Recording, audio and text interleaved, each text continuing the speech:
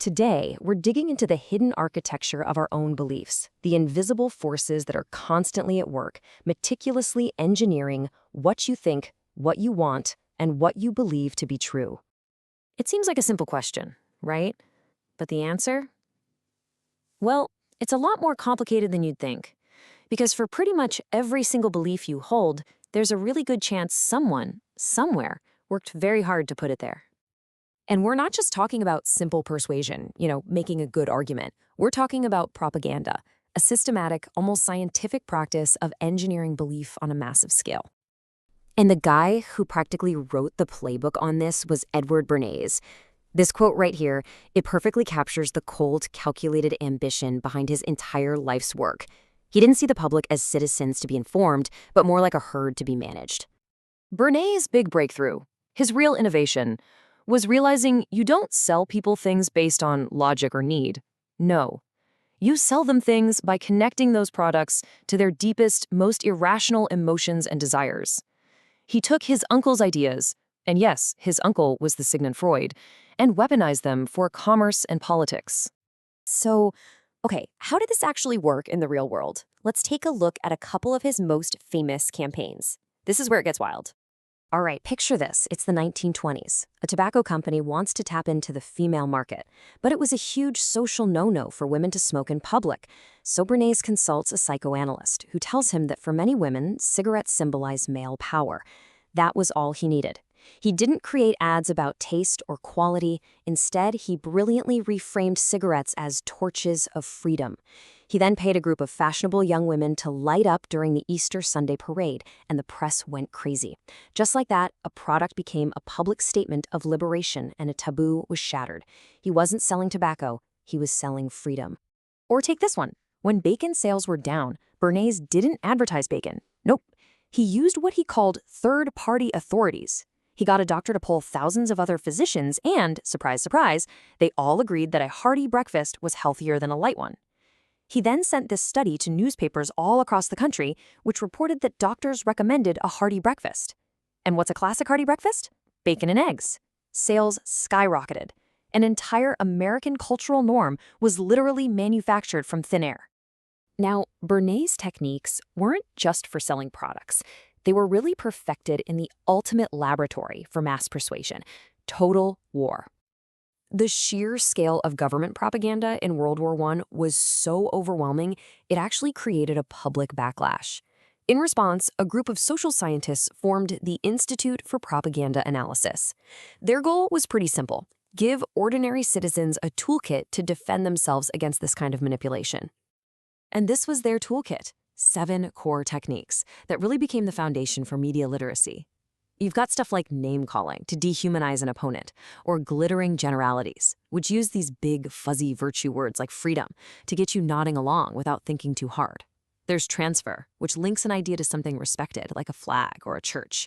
And of course, the bandwagon effect, which makes it seem like everybody is doing it, so you should too. Once you learn to spot these, you see them everywhere. And these classic techniques are far from dead. Take name-calling. In World War I, this poster literally depicted the enemy as a monstrous ape to bypass rational thought and just trigger primal fear. Now, fast forward to today, that exact same psychological tactic is used in coordinated online trolling campaigns and derogatory hashtags. The technology is new, but the goal, to dehumanize and silence opponents, is exactly the same. And that brings us to the modern era, where the entire system of information has been completely turned on its head. I mean, think about it. In the old world, information was top-down. A few big TV networks and newspapers broadcast their message out to everyone.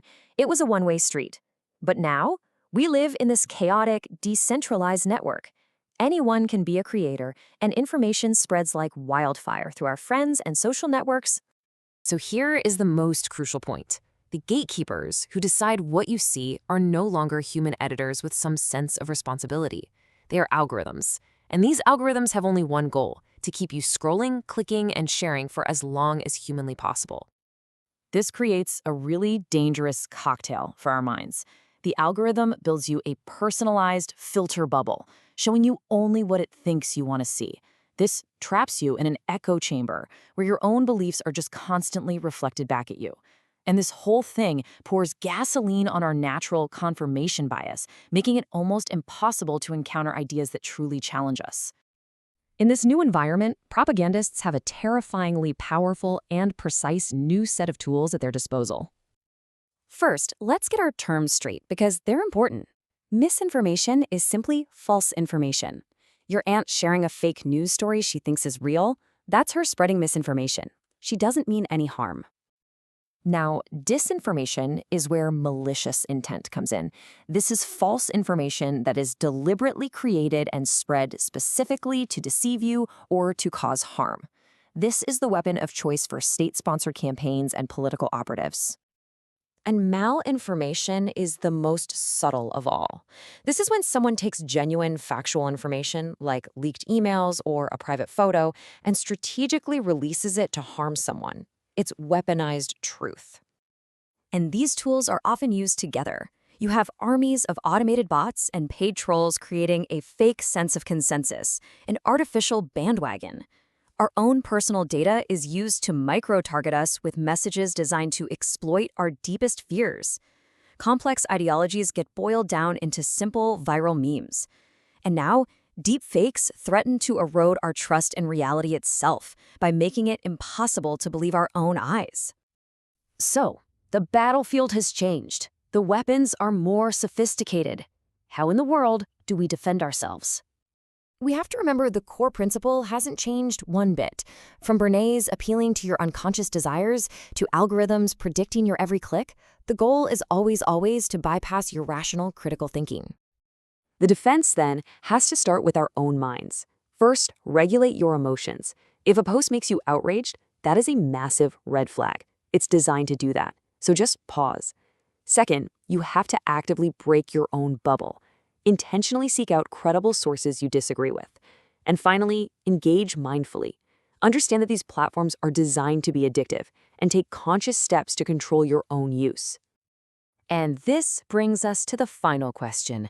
In an age where the very concept of objective reality is being targeted, where any fact can be dismissed as fake news, our most important defense might not just be finding the right information, it might be reclaiming the critical, conscious, and independent thought that these systems are so brilliantly designed to erode.